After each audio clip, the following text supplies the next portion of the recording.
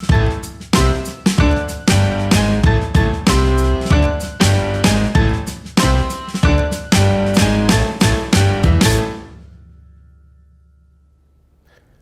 me say that I'm honored that you want to hear from me or about me. Who am I? Oh, I'm just an ordinary preacher from a little town in Alabama called Mount Meigs, born in 1922. Oh, you mean my name? My apologies. Well, I was born Freddie Lee Robinson, and I actually took the name of my stepfather, who worked as a coal miner, a farmer, and a bootlegger. And I became Fred Shuttlesworth when he married my mother, Alberta. But trust me, I've been called quite a few names in my lifetime, none I care to repeat. Now, my family and I would later move to Birmingham, Alabama, and that's where I would build upon what would become my legacy. But I'm really just an ordinary preacher that some might say brought extraordinary change. It's always been my belief that the best thing we can do is to be a servant of God. It does good to stand up and serve others. You know, I found myself spending my life trying to right the wrongs shown toward people of color, and even trying to be a light to the oppressed. You see, there are those who look down upon others simply because of the color of their skin, and I have been in the fight of my life. I want you to know that my fight, although not physical, we wanted confrontation, non-violent confrontation, to see if it would work. Not just for Birmingham, for the nation. We were trying to launch a systematic, wholehearted battle against segregation, which would set the pace for the nation. Because I always knew that as Birmingham goes, so goes the nation. As a matter of fact, I shared that sentiment with my fellow ministers and colleague, Dr. Martin Luther King Jr. and Ralph David Abernathy. In fact, the three of us would later be seen as the movement's big three. I don't mention this to brag, but I'm actually the one who convinced Dr. King to have Birmingham become a focal point of the movement. It's a fact that we work closely together, King and I. We co-founded the Southern Christian Leadership Conference alongside other leaders who were vital to the movement. I guess I should say also that I've seen my share of physical fights as well. There was a time when my children were attempting to integrate Phillip High School, and my wife and I were brutally attacked.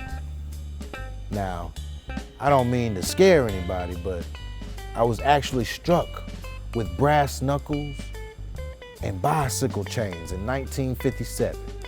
Now here's something you might get a kick out of. The doctor was amazed when he examined me. He expected me to be in much worse shape. Well, you know what I told him? I said, well, doctor, the Lord knew I lived in a hard town, so he gave me a hard head. Birmingham, Alabama came with its shares of struggles for my family and I. But we were not satisfied with the few scattering cracks in the segregation wall and decided to effect a major confrontation with evil of segregation and racism, even if it meant enduring my house being bombed. That's right, a few times. One of the times was actually on December the 25th of 1956. That's right, on Christmas night.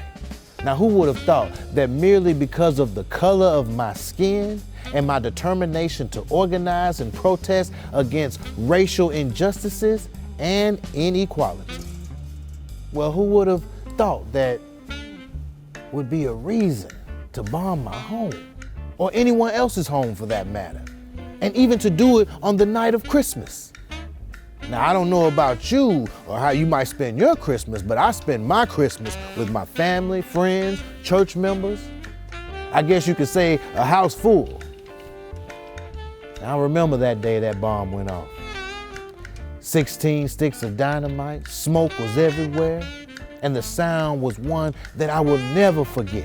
It seemed like the walls and the ceiling all came crashing in all at the same time. It was absolute chaos. One of the most troubling scenes you could ever see. A crowd began to gather outside, our neighbors, our church members, and folks in the community who had felt the blast, who had seen the smoke, and even felt the shock. They all gathered outside my house, and their emotions were high, and they were angry.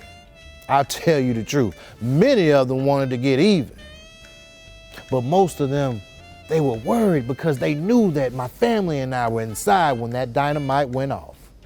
And of course, the whole house was destroyed. But here's the good news. We made it out alive. Sure that we had a few bumps and bruises, but we were alive. Though we may have been knocked down, we were able to get back up and stand against injustice another day. I collected myself. I went and I stood out before the crowd of hurt, angry, and confused people. And you know what I told those people? Those people who were tired of not feeling safe, tired of not feeling valued, tired of the mistreatment from Jim Crow laws. I told them to go home. It was important to me that we respond with nonviolence. It was important to me that we press forward with our faith and with the plan.